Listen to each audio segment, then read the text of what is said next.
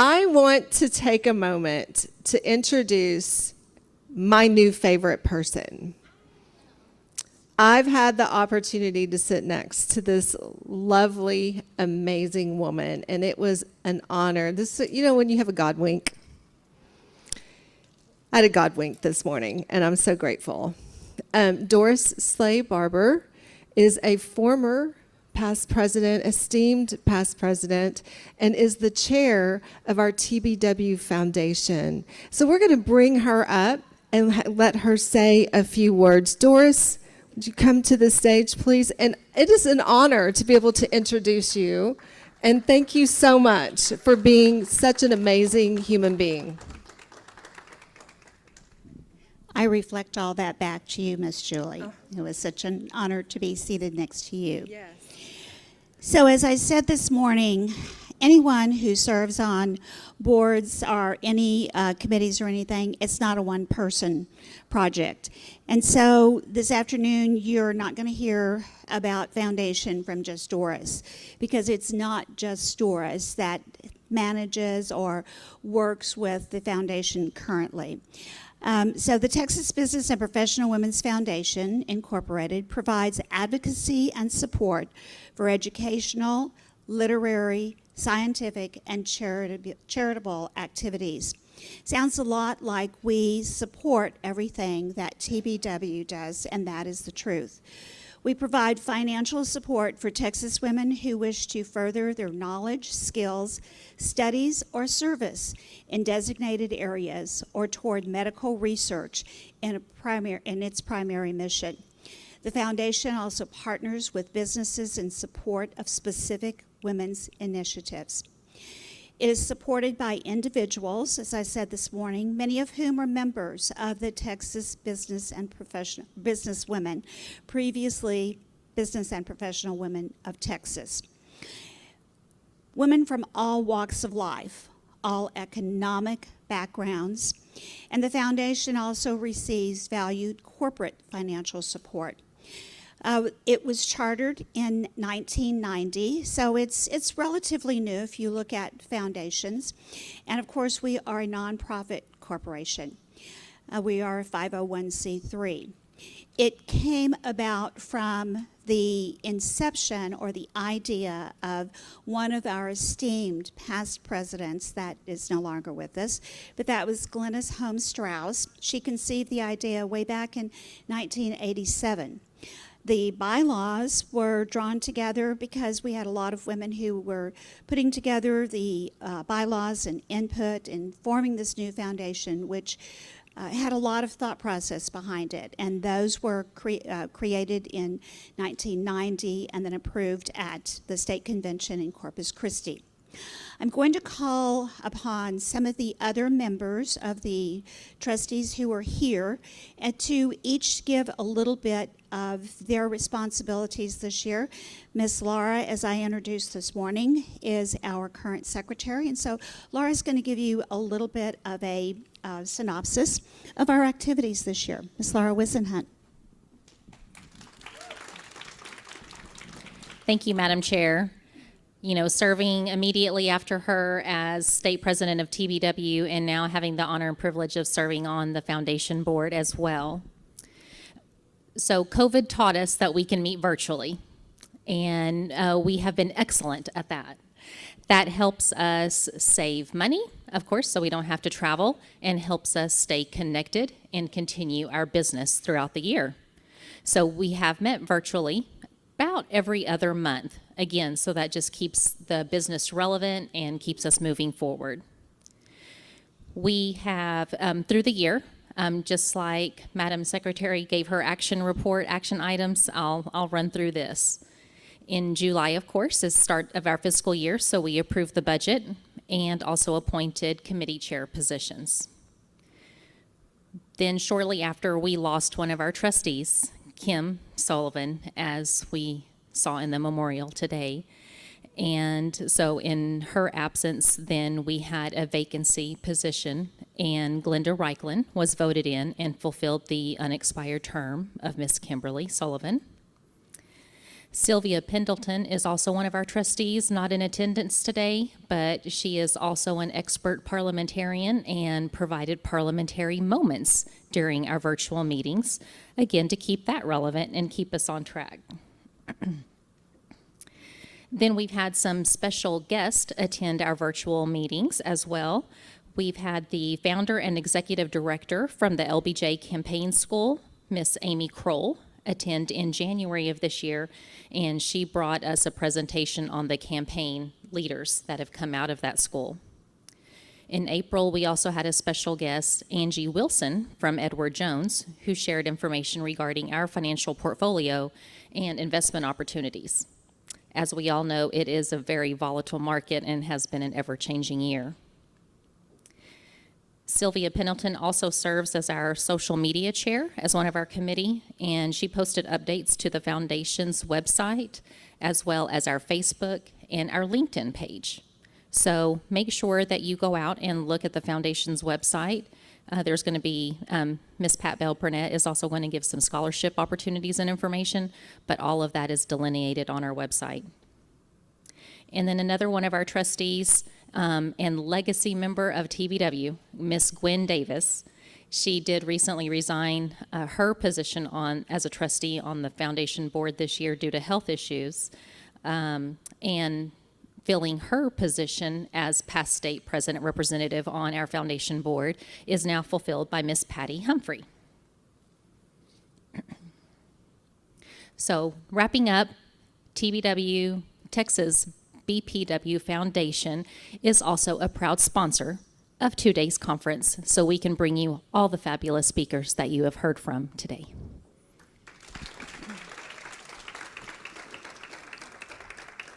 Thank you, Laura. Great summary. We do a lot, but Laura's encapsulated all of that. So we've mentioned money a couple of times, so I'm going to bring up Miss Mary. Mary is currently serving as our treasurer, and so she's going to give you a little update also. Mary. Thank you, Madam Chair. I am an accountant, so I become the treasurer wherever I'm at. The Texas BPW Foundation is, like Doris said earlier, a 501c3 organization, so donations are fully tax deductible. Get your checkbooks out. Our monies right now are mostly invested with Edward Jones. That's why that they came and virtually she explained how that was going, and we just recently did a restructure. That's why she was there. She was talking to us about what needed to be restructured because it is a volatile market. But it's been a great year. Edward Jones has always done a great job for us in our investing. This year, we've had an 11.5% growth. So, I mean, that's pretty awesome. Most of our funds are donated, and they started back with seed money from different people that some of it was estates that left money, and most of it has been donations from individuals. But it has grown, and we're able to give some pretty good scholarships that Glenda and Pat are going to talk about. But our monies are doing well. Edward Jones is taking care of it, and I do the reports, the financial reporting in our organizational meetings to keep all of us on track and keep everybody informed. Thank you so much, Mary. Mary mentioned, and by the way, that our heritage and our overall history is on the website. But to piggyback on what Mary said, River City BPW in San Antonio, which unfortunately is no longer in existence, they provided some of the original seed money to the foundation by donating $1,000, and it was proceeds from a special fundraiser honoring their Woman of the Year, Mary Esther Hernandez. So those of you who are in San Antonio, you know Mary Esther. But you can see that donations, I always say every dollar counts. Every dollar is important. It doesn't have, Mary mentioned an estate. We had a donation recently, within the past 2 years from someone who was sending in a memorial for their mom. They were thinking she was a member of some business and professional women's organization in a particular city. They found us online, and so they made a small donation. But that small donation, as Mary says, is added to our current funds, and that makes all the world of difference. So we've talked a lot about different scholarships, and I'm going to bring Ms. Glenda Rakelin, one of our other trustees, up, because Glenda's going to give you a short synopsis. Again, everything is on the website, but just so that you have an idea of whether it's you applying for a scholarship or making someone in your community, your family, your friends, your network aware of the foundation. Ms. Glenda. Thank you, Madam Chair. I am the newest trustee appointed to or selected to finish Kim's tenure as trustee due to her untimely demise. There are 5 scholarships which the foundation does support. The first one is not just from the foundation, but it is the Chloe Monroe MD Anderson Fund. This was established in 1941 by the prior organization called the Texas Federation of Business and Professional Women. They helped the state pass, the legislation passed in 1949 to fund new equipment for the present facility of the Texas Medical Center in Houston. In 1950, represented by the past state president, Dora Davis, she was representing the Texas Federation, was at the groundbreaking ceremony and helped spade the first dirt for that construction.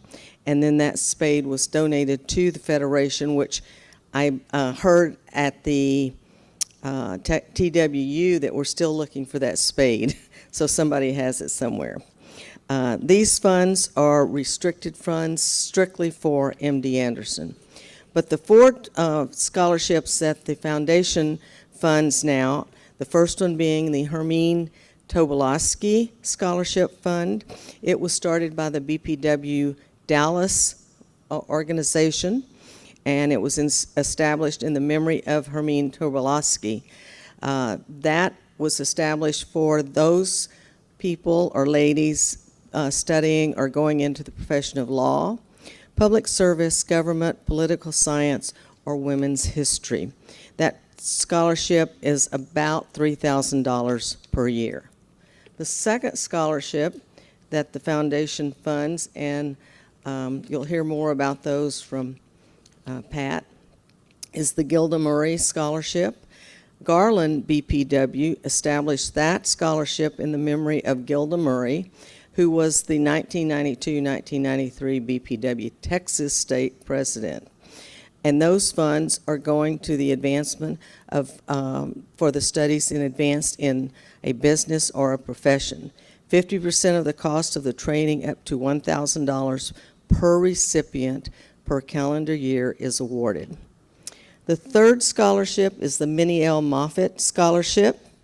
The Moffitt Scholarship provides financial assistance for promoting medical education for women, and it was named in honor of Dr. Moffitt, who was the first BPW Texas State President and BPW USA President. That scholarship is $5,000 per recipient per calendar year. And then the final scholarship is the Sylvia Jane Heck Scholarship.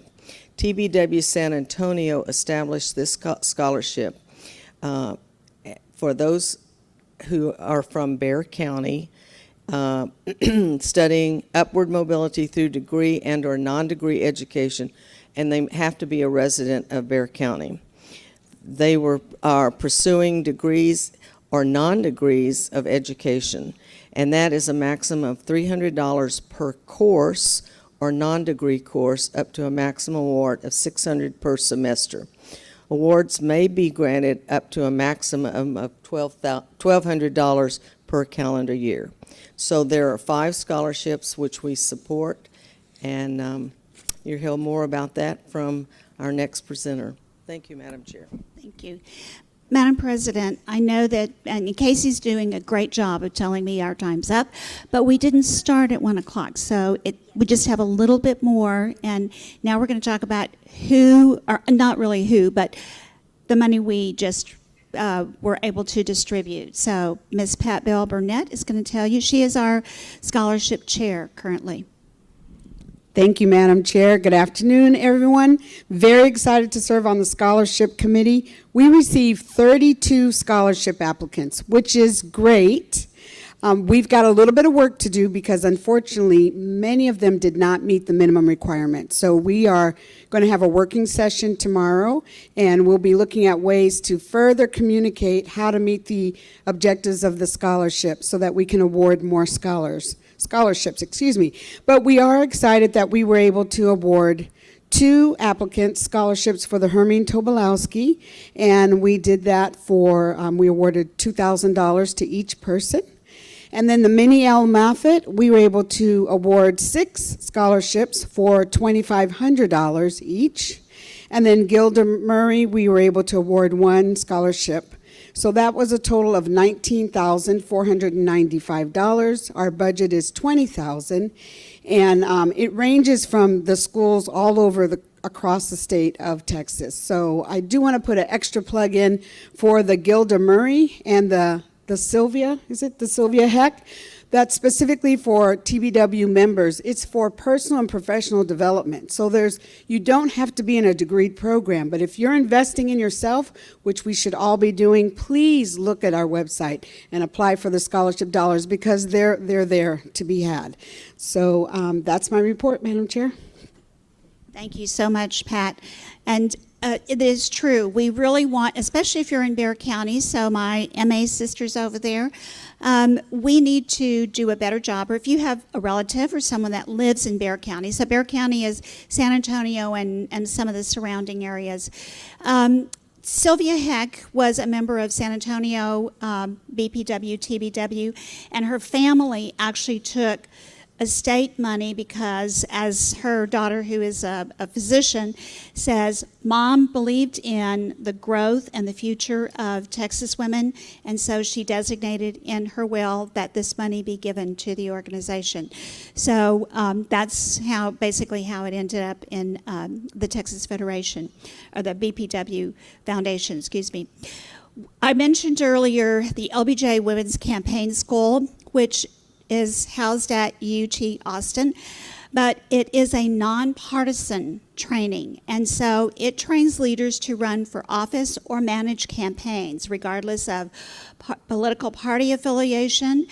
The goal is to aspire to be change makers, to enter the political arena, and to empower them with the skills to win. Because there's not a course in any of our colleges or universities that teach you how to run for office or how to take some of the, as I might say, brutal beating of the public if you are running for those offices. And it's not that you have to be running for a state level office or a national level office. We have had some very successful campaigns run and women be elected to positions in their local HOA. Now that's where I was talking about the brutal part. Sometimes those can be, you're dealing with your neighbors. We also had school board members who were elected. In fact, one of the first recipients of a position in her campaign came from cohort number 1 5 years ago, and she ran for Bernie ISD, which is just right outside of San Antonio. The purpose of the school is to increase the number of women elected to office, and of course, if you're running for office, you have to have an effective campaign manager and any type of senior support staff. Regardless of your party affiliation, the presentations are primarily done virtually. Again, as Madam Secretary Laura said, we try to utilize the technology that COVID taught us to use effectively. And so they have, or the opportunities are for presenters from throughout the United States based on good sound background and their experiences. Each cohort is between 40 and 60 students. It ranges from women who were, I think our youngest participant so far has been 23, and one of the members who is in the current cohort is 68. And so there's no age range.